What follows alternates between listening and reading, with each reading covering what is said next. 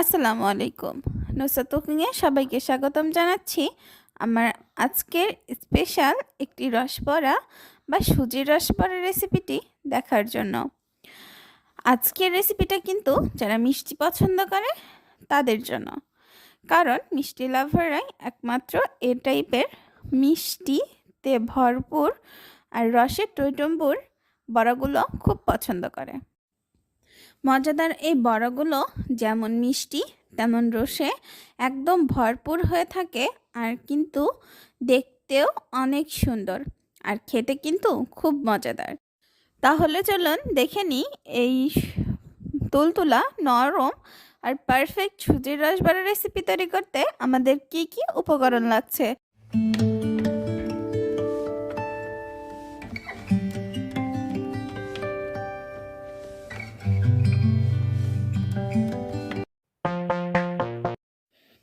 প্রথমে চুলায় একটা প্যান বসিয়ে তাতে দিয়ে দিচ্ছি 1 টেবিল চামচ পরিমাণ ঘি, আর দিলাম 1 কাপ গমের সুজি বা যেই বাইরের কেনা প্যাকেটের সুজি, আমি বসুন্ধরা প্যাকেটের সুজিটা ইউজ করেছি।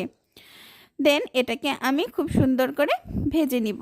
এটা ডলে ডলে ভাজতে হবে, কেননা এটা সুজিটা যখন আমি ঘিয়ের উপরে দিব তখন এটা কিন্তু অনেকটাই দলা পেকে বা গোল গোল শেপ হয়ে যেতে পারে। তো সেই দলাগুলোকে ভেঙে না দিলে সুজিটা ভালো করে ভাজা হবে না। সেই কারণে আমি এটা এভাবে ডলে ডলে সুন্দর করে ভেজে নিয়েছি। ঘির পরিবর্তে কেউ চাইলে তেল অথবা বাটার দিয়েও একইভাবে ভেজে নিতে পারে। এবার আমি এটাকে সুন্দর করে ভেজে নিয়ে এটার মধ্যে দিয়ে দিব পরিমাণ মতো দুধ। এটা কিন্তু খুব সুন্দর করে ভাজা হলে তখন আপনি ঝরঝরা হয়ে যাবে। দেন এটার মধ্যে আমি দিয়ে দিলাম, আমার মোটমাট লেগেছে 3 কাপ দুধ। আমি 2 কাপ এখন দিলাম আর 1 কাপ পরবর্তীতেই দিয়ে দিব। এবার এটাকে খুব সুন্দর করে নেড়ে চেড়ে আমি শুকিয়ে একটা ডো তৈরি করে নিব। দেন এটা যতক্ষণ না শুকিয়ে যাবে ততক্ষণ কিন্তু প্যানের সঙ্গে অনেকটাই লেগে থাকতে পারে। যখন এটা আস্তে আস্তে শুকানো ধরবে তখন কিন্তু আপনি গোল শেপে হয়ে যাবে, নাড়তে গেলেই গোল হয়ে উঠে আসবে প্যান থেকে। তখনই বুঝতে হবে আমাদের ডোটা কিন্তু অলমোস্ট রেডি হয়ে গেছে। সুজি ভাজা থেকে শুরু করে ডো তৈরি করা পর্যন্ত জালটা খুব লো ফ্লেমে দিয়ে রাখতে হবে, না হলে কিন্তু সুজিটা পুড়ে যেতে পারে। কেননা সুজি ভাজার সময় খুব আস্তে জালতে ভাজতে হবে, আবার যখন ডোটা তৈরি করতে হবে তখনও আস্তে জালতে করতে হবে, না হলে প্যানের গায়ে বা নিচে লেগে যেতে পারে। আমার ডোটা রেডি হয়ে গেছে। এবার আমি ডোটাকে চুলা থেকে নামিয়ে নিয়ে একটুখানি ঠান্ডা করে নিই। এভাবেই আমি একটুখানি মথে নিব, নাহলে ঠান্ডা হলে কিন্তু মথা যাবে না। আমি এখানে 1 টেবিল চামচ গুঁড়া দুধ, 1 চিমটি পরিমাণে লবণ আর একটুখানি বেকিং পাউডার দিয়ে এটাকে ভালো করে মথে নিব। এটা কিন্তু অনেক গরম আছে, আমি ভালো মতো হাতটাও দিতে পারছিলাম না। দেন এটাকে আমি খুব সুন্দর করে মথে নিয়েছি। মথে নেওয়ার পরে এটা ঠান্ডা হলে কিন্তু এটা বেশি শক্ত হয়ে যাবে। আবার কেউ চাইলে যার কাছে শক্ত হয়ে যাবে সে কিন্তু লিকুইড মিল্ক দিয়েও কিংবা লিকুইড দুধ দিয়েও এটাকে সুন্দর করে আবার নরম করে মথে নিতে পারে। এই পর্যায়ে আমি হাতটা ধুয়ে চলে এসেছি পুরো মিষ্টিটা বা সুজির যে পিঠাটা হবে সেটা বানানোর জন্য। দেখুন এটা কতটা সফট হয়েছে। হাতে নিয়ে এটা 2 হাতের মাঝখানে রেখে গোল একটা বল শেপ করে দেন এটার মধ্যে আমি একটুখানি চ্যাপটা করে দিলাম। যার যেরকম শেপের পছন্দ সে সেরকম শেপ দিয়ে এটা তৈরি করে নিতে পারেন। যারা ছানার মিষ্টি তৈরি করতে পারে না তাদের জন্য কিন্তু এই মিষ্টিটা খুব পারফেক্ট, কারণ এটা চাইলেই অনেক সহজে বানিয়ে ফেলা যাবে আর এটা নষ্ট হওয়ারও কিন্তু একদম কোনো ভয় নেই। তাই যে শেপে চাই সেই শেপেও কিন্তু ইচ্ছা মতো তৈরি করে নিতে পারবে। আমি এখানে গোল শেপে তৈরি করেছি, কারো চাইলে কেউ অন্য ডিজাইন বা অন্যভাবেও তৈরি করে নিতে পারে।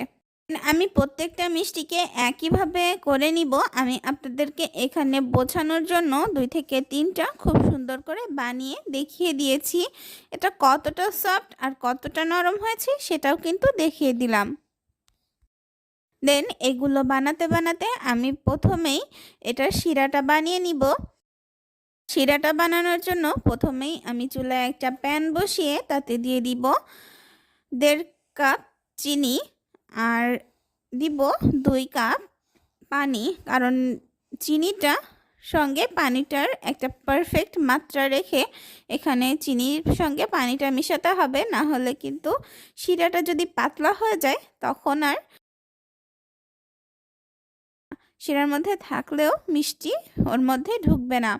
দেন আমি এর মধ্যে 2-3টা সবুজ এলাচ, 2 টুকরা দারচিনি আর 1 চা তেজপাতা নিয়েছি। এবার এটা আমি শিরার মধ্যে দিয়ে দিব একটা সুন্দর স্মেল আসার জন্য।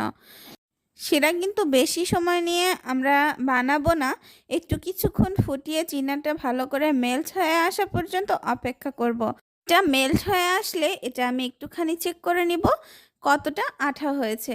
দেন শিরাটাকে নামিয়ে নিয়ে চুলায় আরেকটা প্যান বসিয়ে তাতে দিয়ে দিব পরিমাণ মতো সয়াবিনের তেল। এবার এটা একটু গরম হয়ে এলে আমি পিঠাটা একে একে ভেজে নিব। চুলার জালটা এ পর্যায়ে একটু হাই ফ্লেমে রাখতে হবে, কেননা সুজিটা আমি আগে থেকে রান্না করে নিয়েছি, এটা নিচে লেগে যেতে পারে। এই কারণে চুলার জালটা একটু বাড়িয়েই রাখতে হবে। একে একে পিঠাগুলো দিয়ে আমি বড়াগুলো সুন্দর করে এপিঠ ও পিঠ লাল লাল করে ভেজে নিব। বেশি ক্রিস্পি করা যাবে না, না হলে কিন্তু এটা শিরার মধ্যে দিলেও অনেক, আমি যেটা বলেছি, নরম তুলতুলা রসে ভর্তি হবে না। দেন এটা শক্ত শক্ত হয়ে থাকবে। আর ভেজে উঠিয়ে গরম শিরার মধ্যে আমি এটা দিয়ে দিব। এটা যদি ঠান্ডা হয়ে যায় তাহলে কিন্তু এটার মধ্যে রস ঢুকতে একটু কম সময় নেবে, সেই কারণে আমি আগে থেকে শিরার মধ্যে এটাকে ডুবিয়ে দিয়েছি। দেন এটা আমি এবার সার্ভ করে নিচ্ছি। আমার এটা করতে 1 ঘন্টা সময় লেগেছে, কারণ এটা শিরার মধ্যে যদি 1 ঘন্টা রাখা যায় তাহলে কিন্তু রসে ভরপুর টইটুম্বুর হয়ে যাবে। এটা কিন্তু অবশ্যই গরম শিরার মধ্যে দিতে হবে, আর বড়াটাও কিন্তু তেল থেকে উঠিয়ে সরাসরি গরম শিরার মধ্যে দিতে হবে, না হলে কিন্তু এটা ভিজতে অনেক সময় লাগবে। দেন আমি এটাকে সার্ভ করে নিচ্ছি। আশা করছি প্রত্যেক দিনের মতো আমার আজকের রেসিপিটিও আপনাদের কাছে অনেক ভালো লেগেছে। যদি আমার রেসিপিটি আপনাদের কাছে ভালো লাগে তাহলে অবশ্যই বাসায় ট্রাই করবেন। ফ্রেন্ডস অ্যান্ড ফ্যামিলির সঙ্গে আমার রেসিপিটি শেয়ার করবেন। চ্যানেলটি সাবস্ক্রাইব করে পাশে থাকা বেল বাটনটি ক্লিক করে দিবেন নতুন ভিডিও দেওয়ার সঙ্গে সঙ্গে সবার আগে নোটিফিকেশনটি পাওয়ার জন্য। কমেন্টস, লাইক অ্যান্ড শেয়ার করতে একদম ভুলবেন না, কারণ আপনাদের কমেন্টস, লাইক অ্যান্ড শেয়ার আমাকে অনেক উৎসাহ করে। আজকের ভিডিওটা এ পর্যন্তই। দেখা হবে নতুন কোনো রেসিপিতে। ততক্ষণ সবাই ভালো থাকবেন, সুস্থ থাকবেন, আমাদের সকলের জন্য দোয়া করবেন। আল্লাহ হাফেজ, আসসালামু আলাইকুম।